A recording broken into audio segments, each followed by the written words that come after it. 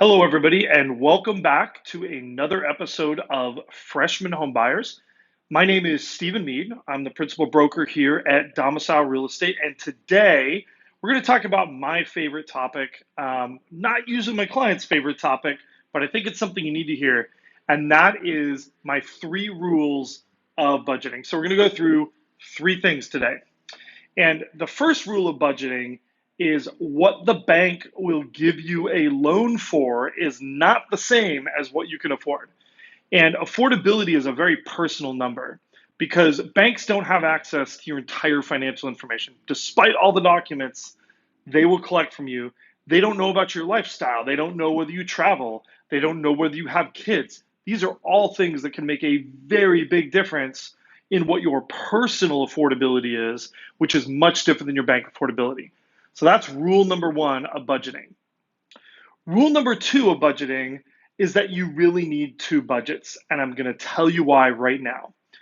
Inevitably, this is what happens every single time with our first-time home buyers. We go out and we set a very reasonable budget, a very realistic budget. And then there's that house, that magical, wonderful dream home that shows up on the radar and it is just a little bit above our budget. Or we place an offer and it turns out we're not the only ones who love the house and bidding has gotten a little bit over our pre-established budget. So my second rule of budgets is that you actually make two budgets, and that's your realistic budget and then there's your stretch budget, your absolute upper limit, the highest amount that you're willing to go to. A lot of times, this is what people do in auction scenarios too. They set their limits so they know that in the heat of the moment, they have a realistic number that they're not willing to go past. So just remember, rule number two is easy. It involves two budget numbers. Your happy budget number and then your maximum, I will not go past this budget number.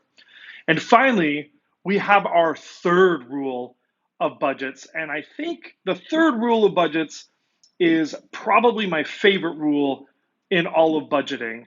And that is do not, I repeat, do not under any circumstances go look at homes that are outside your budget. It's hard to resist. You will be very tempted to go look at these houses. They will have pretty pictures. And this is what will happen if you go and you look at homes that are above your budget.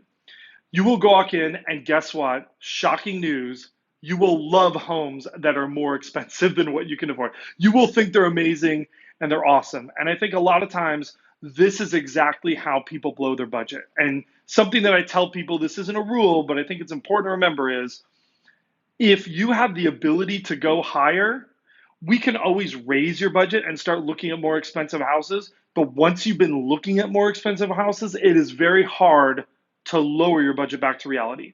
So I always tell people we can start off, and if we're not seeing what you like and the bank will approve you for more, we can talk about going higher.